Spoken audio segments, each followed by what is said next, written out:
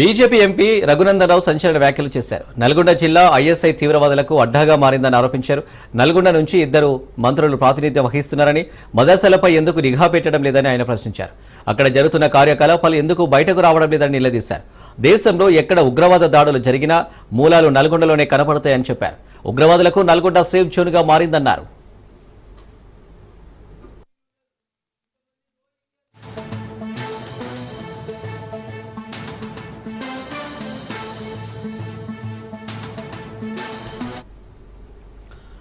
నల్గొండలో ఓవైపు ఐఎస్ఐ ఉగ్రవాదం, మరోవైపు వామపక్ష తీవ్రవాదం, ఈ రెండు బీజేపీ ఎదుగుదలను అడ్డుకుంటున్నాయన్నారు. రాష్ట్రంలో ఎవరి అనుమతితో మదర్సాలు నడుస్తున్నాయని రఘునందనరావు ప్రశ్నించారు. మదర్సాలపై ప్రభుత్వం ఎందుకు చర్యలు తీసుకోవడం లేదు, మదర్సాల లెక్క ఎందుకు బయటకు తీయడం లేదు అని నిలదీశారు.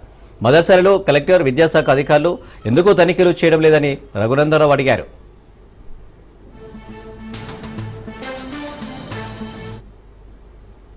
స్లీపర్ సెల్స్ కి అడ్డాగా వాడుతూ నేరాలు ఘోరాలు అన్ని కూడా నల్గొండ లాంటి ప్రాంతాల్లో ఐఎస్ఐ తీవ్రవాదులు వచ్చి చేస్తా ఉంటే ఈ రోజు దాకా ఈ జిల్లా ఎస్పీ గాని కలెక్టర్ గాని మా జిల్లాలో ఇన్ని మదర్సాలు ఉన్నాయి, ఇంతమంది బంగ్లాదేశీయులు ఉన్నారు, ఇంతమంది రోహింగ్యాలు ఉన్నారు, ఇక ఇవి అధికారిక లెక్కలు అని లెక్కలు పెట్టడానికి మనం చెబుతలేదు.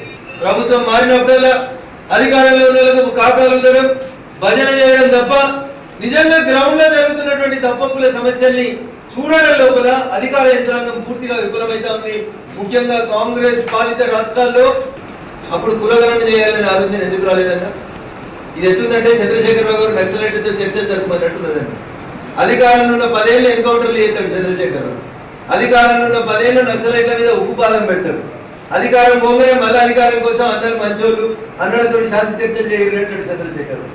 అట్లే కాంగ్రెస్ పార్టీ ఈ దేశంలో 5.5 దశాబ్దాలు 1950 భారత రాజ్యాంగం అమల్లోకి వచ్చిన మరుక్షణం నుంచి జరిగినటువంటి అన్ని సార్వత్రిక ఎన్నికలలో దాదాపు ఇందిరాగాంధీ గారి శకం ముగిసి రాజీవ్ గాంధీ గారు అనుకోకుండా ప్రధాని, ఆ తర్వాత ఊహించని రీతిలో మన్మోహన్ సింగ్ గారి యూపీఏ 2 అయిపోయేదాకా ఎవరొద్దన్నారన్నా మిమ్మల్ని కులగణన చేస్తే.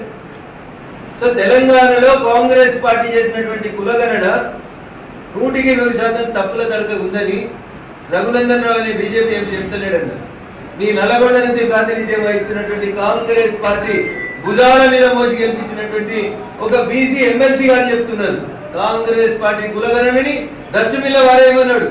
ఇట్లే మీడియా సమావేశం పెట్టి ఇది తప్పుల కదా కానీ ఇట్లా అడ్డుపెట్టి అవతల వారేసిపోయిందన్న. ఎదురుకున్న పార్టీని తిట్టి పక్కన పెట్టి సొంత జిల్లాలో ఏమైతుందో ఇద్దరు సీనియర్ మంత్రులు దయచేసి ఆలోచించాలి. ఐకేపీ సెంటర్లు రైతుల సమస్యలు వెంటనే అడ్రస్ చేయాలి. మీరు ప్రామిస్ చేసిన 500 బోనస్ తో కలిపి వడ్ల కొనుగోలు కేంద్రాన్ని ఒక్కడన్నా విజిట్ చేయండి మంత్రి గారు, నిజంగా మీకు